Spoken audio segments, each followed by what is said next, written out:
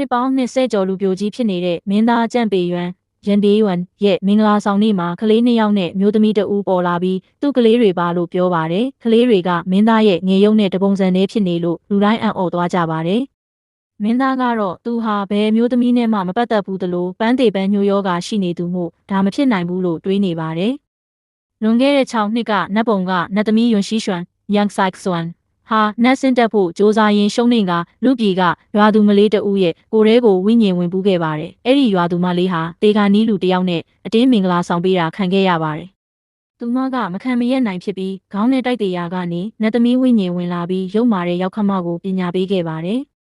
သူမဟာစိတ်ကခံထားရတာကြောင့်ဖြည့်ဆေးရှာဖို့တောထဲထွက်လာရင်စိတ်ကခံထားရတဲ့မင်းသားနဲ့မမျှော်လင့်ပဲစုံခဲ့ပြီးအတူအိတ်ခဲ့ကြပါတယ်။သူမကမင်းသားကိုလူကုန်ထမ်းမှန်းသိလို့ပြဿနာမဖြစ်အောင်မေ့ဆေးမှန်နဲ့ရွတ်ခဲ့ပါတယ်။အဲ့ဒီနေ့ကစပြီးမင်းသားဟာအမျိုးသမီးတွေနဲ့မပတ်သက်နိုင်တော့ပဲဖြစ်သွားခဲ့တာပါ။သူမဟာဘုန်းကြီးကျောင်းတစ်ခုမှာ6နှစ်ကြာပုံအောင်နေထိုင်ရင်မင်းသားနဲ့ရတဲ့ကလေးအမွှာမောင်နှမကိုမွေးဖွားခဲ့ပါတယ်။အခုတော့သူမမှာတက်တန်း3လပဲကျန်ပါတော့တယ်။သူမရဲ့ဆရာကသူမဟာအင်္ဂလန်မျိုးသားကြီးရဲ့တကယ်သမီးရင်းဖြစ်ကြောင်းနဲ့မိသားစုစီပြန်သွားရင်အသက်ရှင်ဖို့အခွင့်အရေးရှိနိုင်ကြောင်းပြောပြပါတယ်။ဒါကြောင့်သူမဟာကလေးတွေကိုအဖေနဲ့ပေးတွေ့ဖို့ဆုံးဖြတ်လိုက်ပါတယ်။မင်္ဂလာဆောင်မှာကလေးတွေနဲ့ပေါ်လာတဲ့အခါမင်းသားကလည်းသူ့ကလေးတွေမှန်လက်ခံလိုက်ပါတယ်။သူကိုယ်တိုင်ကလည်းအခုလက်ထက်မဲ့အမျိုးသမီးကိုမချစ်တာကြောင့်မင်္ဂလာပွဲကိုဖျက်သိမ်းလိုက်ပါတယ်။မင်းသားကသူမတို့သားအမိကိုနန်းတော်ထဲခေါ်သွားပါတယ်။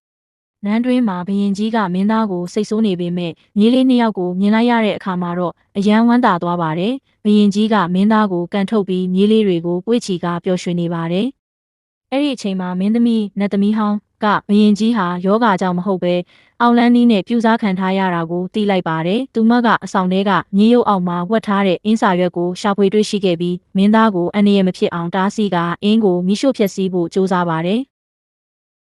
မင်းသမီးကအဆောင်လက်ပွဲတစ်ခုကိုမိရှို့ပြပြီးရင်းမထွက်လာတဲ့အငွေမဲတွေဟာအရှင်မင်းကြီးရဲ့ခန္ဓာကိုယ်ကိုတိုက်စားနေကြောင်းရှင်းပြပါတယ်။ထို့နောက်အရှင်မင်းကြီးအတွက်ဘေးကင်းလုံခြုံစေမဲ့အဆောင်တစ်ခုကိုရေးဆွဲပေးခဲ့ပါတယ်။အရှင်မင်းကြီးဟာမင်းသမီးရဲ့အရေးချင်းကိုအလွန်ယုံကြည်သွားပြီးသူမကိုချီးမြှင့်တဲ့အနေနဲ့ဟန်ဝမ်မင်းသားရဲ့စံအိမ်မှာနေထိုင်ခွင့်ပြုလိုက်ပါတယ်။မင်းသမီးဟာကလေး2ယောက်ကိုခေါ်ပြီးသူမရဲ့မိဘရင်းတွေရှိရာအင်္ဂလန်မြို့သားကြီး British Duke အိမ်တော်ကိုပြန်လာခဲ့ပါတယ်။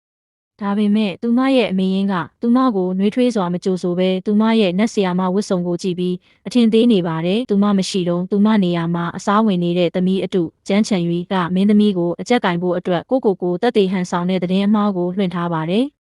ဒါပေမဲ့မင်းသမီးကသူမကိုအစကတည်းကရိပ်မိနေပါတယ်။မိအတူကသူမကိုယ်တိုင်တောင်းပန်တယ်လို့မျိုးနဲ့လူအများသနာအောင်ဟန်ဆောင်နေချိန်မှာမင်းသမီးကမှားရင်အပြစ်ပေးရမှာပေါ့အပြင်ကိုဆွဲထုတ်ပြီးရိုက်နှက်ကြလို့အမိန်ပေးလိုက်တဲ့အတွက်အားလုံးအံ့အားသင့်သွားကြပါတယ်။သူ့ချစ်သမီးအတူကဆက်လက်ပြီးနေမကောင်းဟန်ဆောင်တဲ့အခါမင်းသမီးကသူမဟာဟန်ဆောင်နေတာလို့ထောက်ပြပါတယ်။အမေရင်းကမင်းသမီးကိုစူပူတဲ့အခါမှာတော့သမီးငယ်လေးကသမီးတို့မေမေကလူနာကြည့်တာဘယ်တော့မှမမှားဘူးလို့ပြန်ပြောပါတယ်။သူကလည်းဟုတ်တယ်ဒီမိန်းမယုတ်ကဟန်ဆောင်နေတာလို့ဝိုင်းပြောပါတယ်။ကလေး2ယောက်ကမင်းသမီးကိုမေမေလို့ခေါ်လိုက်တဲ့အခါမိသားစုတစ်ခုလုံးထိတ်လန့်သွားပါတယ်။ခုနှစ်မင်းသမီးကဒါဟာသူမရဲ့ဘိုင်းနဲ့လွယ်ပြီးမွေးထားတဲ့သားသမီးရင်းတွေဖြစ်ကြောင်းဝန်ခံလိုက်ပါတယ်။ဒါကိုအခွင့်ကောင်းယူပြီးသမီးအတူကမင်းသမီးကိုအိမ်တော်မရှိပဲကလေးမွေးထားတဲ့အတွက်အိမ်တော်ရဲ့ဂုဏ်သိက္ခာကိုညှိုးနှွမ်းစေတယ်လို့ဆွဆွဲပါတယ်။